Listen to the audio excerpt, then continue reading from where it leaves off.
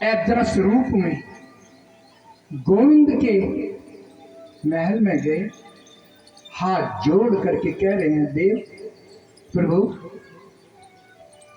अब आप गोलोक कब आ रहे हैं, कब आ रहे हैं प्रभु।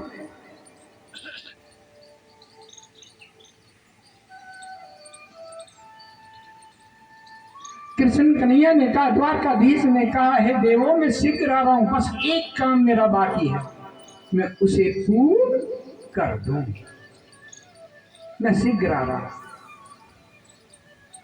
सभी देवता भगवान का ध्यान करते हुए चले गए और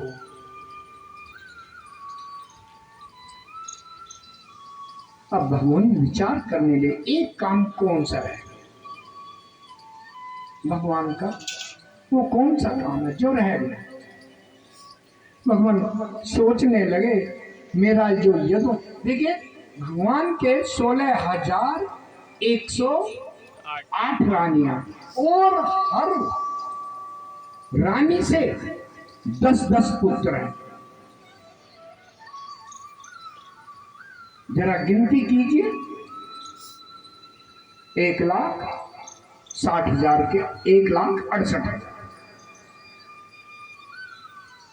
और उन पुत्रों के भी 10-10 पुत्र हैं, पोते हो गए, लगा दीजिए कितने।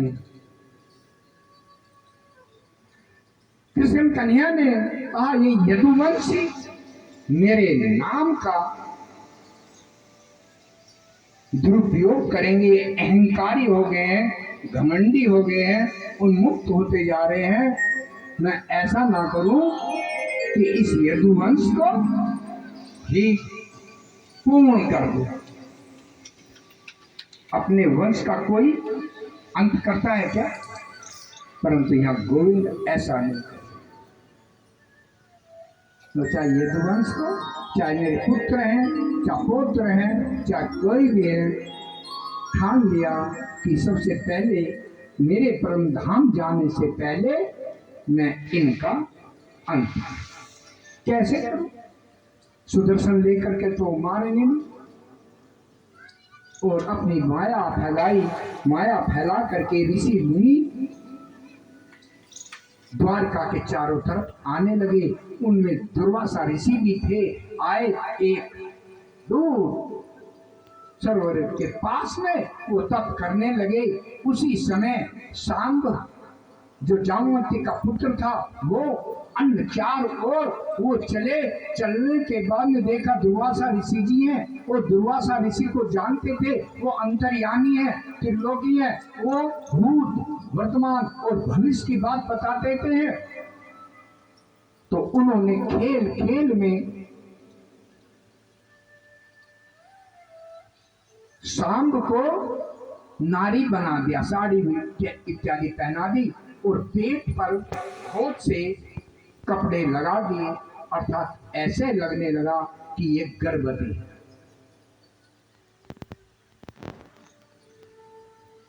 और चारों उसे पकड़ करके दुर्वासा ऋषि जी के पास ले गए और दुर्वासा ऋषि जी से कहा कि महाराज देखिए, हमारी ये सुंदर बहू है, इसके लड़का होगा या लड़की होगा।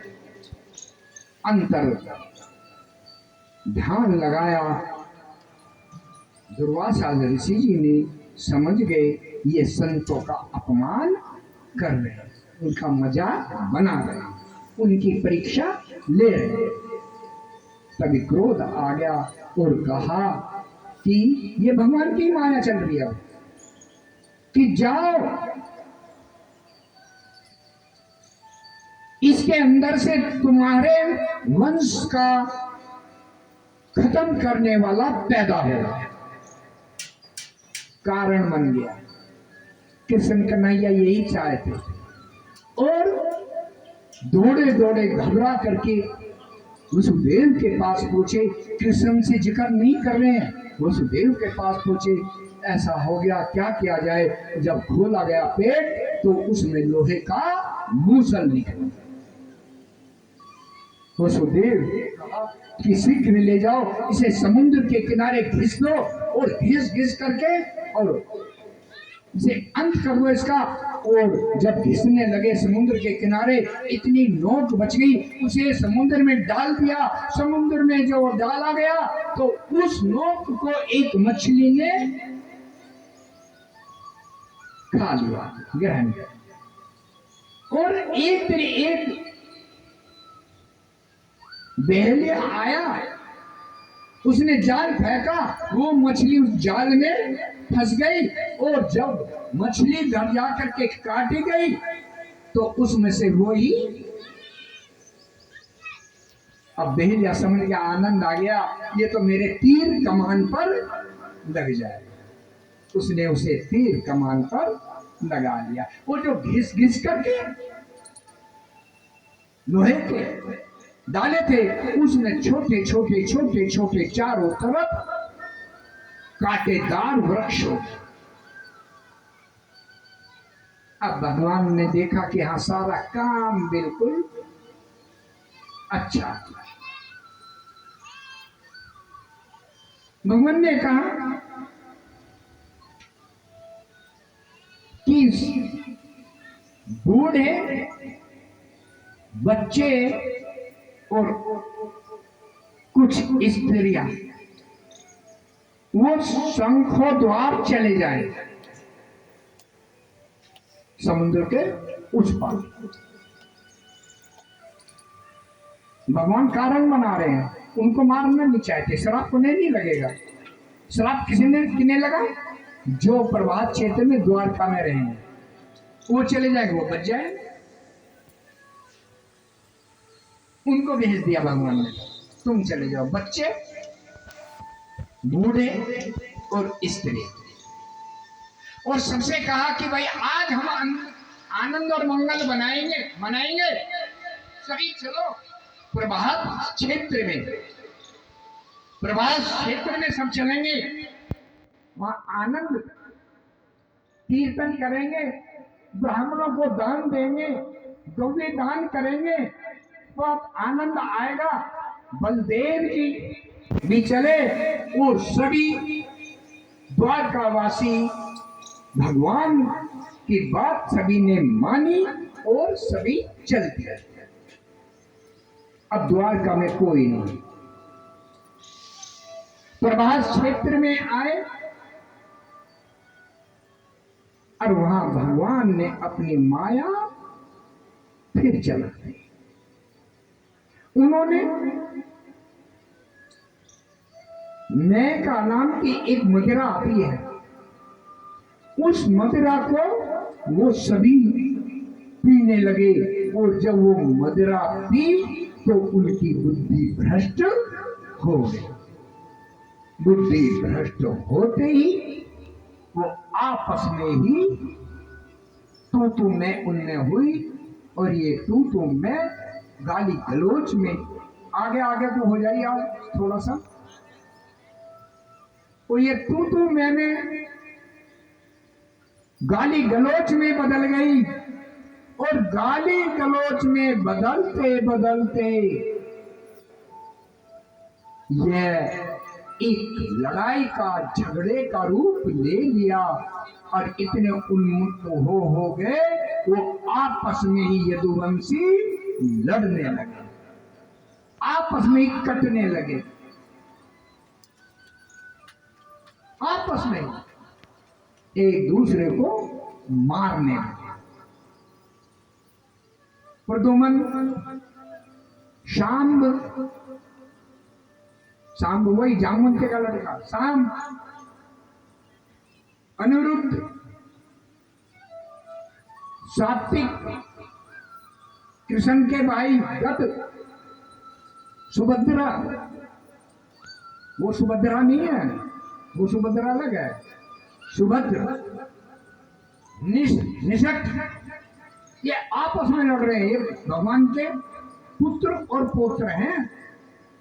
सहस्त्राजी, शतजीत, भानु, कृष्ण की माया ऐसे चली, साथ में और भी उनके मित्र उनके और रिश्तेदार वो भी आगे वर्णी, अंधक, घोध, सात्वत, मधु, माथुर इत्यादि इत्यादि आकर के आपस में ही लड़ कटने लगे।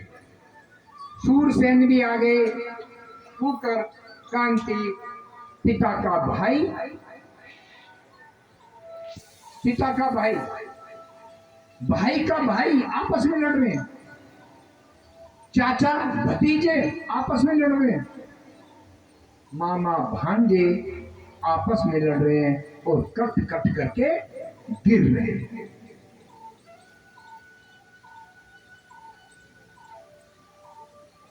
और भगवान एक लीला देख रहे हैं, वो पीपल के वृक्ष में पीताम्बरी पहने, आज उनका स्वरूप बहुत सुंदर है।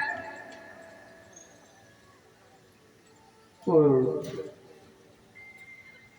अंतःकरण में पार ब्रह्म परमेश्वर ओम को धारण किए हुए।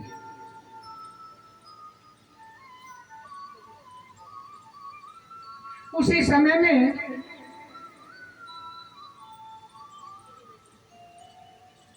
उद्धव जी को याद किया। उद्धव जी आए और देखा सभी यदुवंशी कट कट करके मर रहे हैं, उनके अस्त्र और शस्त्र खत्म हो गए। श्राप का क्या परिणाम हुआ? वो जो घिसा था, वो जो कांटेदार वृक्ष हुए थे, उनको उखाड़ करके जो बचे उनको भी मारना शुरू कर दिया। कोई नहीं बचा।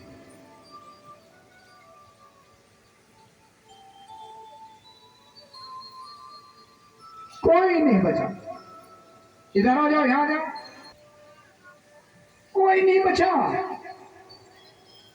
उद्धव जी आए, उद्धव जी ने देखा त्राहिमाम, और उद्धव जी समझ गए कि मेरे प्रभु अपरम धाम जाना चाहते हैं। आंखों में अश्रु लेकर के हाथ जोड़ करके उद्धव कह रहे हैं, प्रभु क्या जो मेरे मन में आ रहा है कि वो सही है? हाँ उद्धव, मुझे जाना ही होगा। संसार में चाहे जीव हो, चाहे देव हो, चाहे मानव हो, चाहे दानव हो, कोई भी हो, संसार में आया है तो उसे जाना पड़ेगा। अंतर इतना है, कोई 100 साल जीता है, कोई 50 साल, कोई 20 साल, बस अंतर इतना ही है, जाना है। प्रभु तो मैं भी आपके साथ चलूंगा। ना ना उद्धव, तुझे तो मेरे बहुत से कार्य करने हैं। हे उद्धव, तुझे यहीं रहना होगा। अगर मैं चला गया, तू साथ चला, तो मेरे भक्त धीरे धीरे सब प्राणों को त्याग कर देंगे। तू मेरे भक्तों में जाएगा और कुछ दिनों बाद तू बद्री का आश्रम जाएगा, वहां तुम्हें विदुर जी मिलेंगे। हे उद्धव, तो ये विदुर जी को सारा रहस्य जो तूने देखा सब बता दे। मैं जानता हूं उद्धव विदुर जी नहीं सहन कर पाएंगे, परंतु अगर मेरे प्रिय भक्तों में जो केवल 2 बचते हैं, वो हे विदुर और हे उद्धव, ये 2 ही रहेंगे। और इस धर्म का प्रसार, भागवत इत्यादि का प्रसार, मेरे भक्तों का कल्याण आपको करना होगा, आपको रुकना होगा। उद्धव जी खड़े नहीं हो पा रहे हैं, आंखों में भार ले ले करके कह रहे प्रभु बस एक रास्ता तो बताते चले जाइए कि भक्त जब पूछेंगे गोविंद राधे रानी कहां मिलेगी तो उन्हें मैं क्या जवाब दूंगा, कैसे बताऊंगा। हे उद्धव, सबसे कहना मैं अपनी प्रेयसी राधा के साथ ढूंढने की मुझे कोई जरूरत नहीं है। भागवत के हर प्रश्न में मैं राधा के साथ विराजमान रहूंगा। ये भागवत उद्धव को प्रवचन कर रहे हैं। प्रभु ये तो प्रेम की बात हुई, ज्ञान की बात हुई। अब आप ये बताइए, बहुत से संत मुनि कहते हैं कि भगवान को अगर प्राप्त करना है तो दान दीजिए, भगवान को अगर प्राप्त करना है तो यज्ञ कीजिए, भगवान को प्राप्त करना है तो सत्य बोलिए, भगवान को प्राप्त करना है तो तप कीजिए। भगवान कलयुग का जीव क्या क्या करेगा।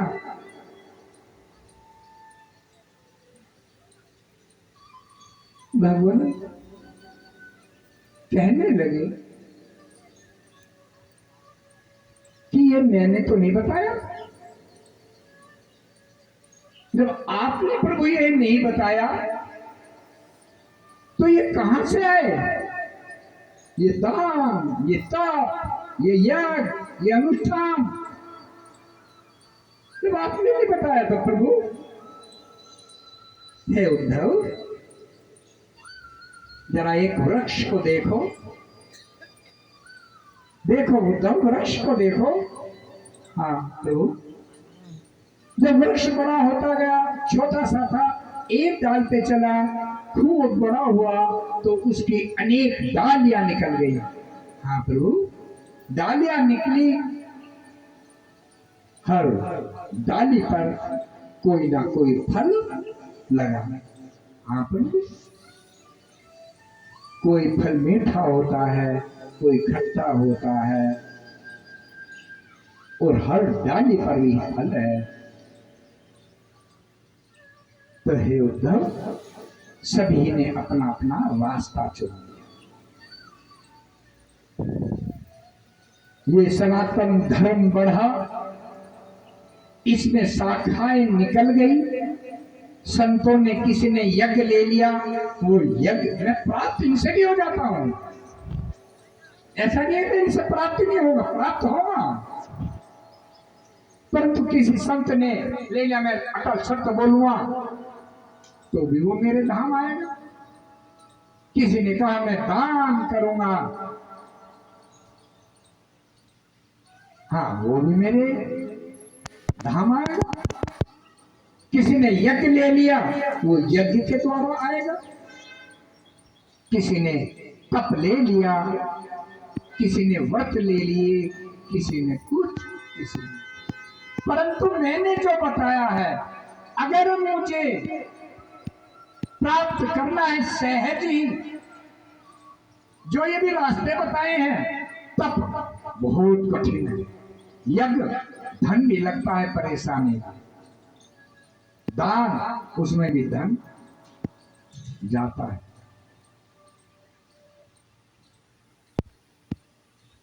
परंतु मैंने एक ही रास्ता बताया है सभी को, और हम 7 दिन उसकी चर्चा भी कर रहे हैं। हे उद्धव, मुझे जीव अगर प्राप्त करेगा तो मैं प्रेम से प्राप्त हो जाया करूंगा। मुझसे प्रेम करे, मुझसे प्रेम करे, यही सार्थक है। और प्रेम कहाँ मिलेगा? भागवत में मिलेगा, और कहीं नहीं, सीख वहां से ही आएगी। इसलिए जीव को प्रेम करना चाहिए, एक दूसरे के प्रति प्रेम में रहना चाहिए, क्योंकि भगवान आप में भी है, भगवान आप में भी है। तो ये मत देखिए मैं इसको प्रेम कर रही हूँ ना, शरीर को नहीं, प्राण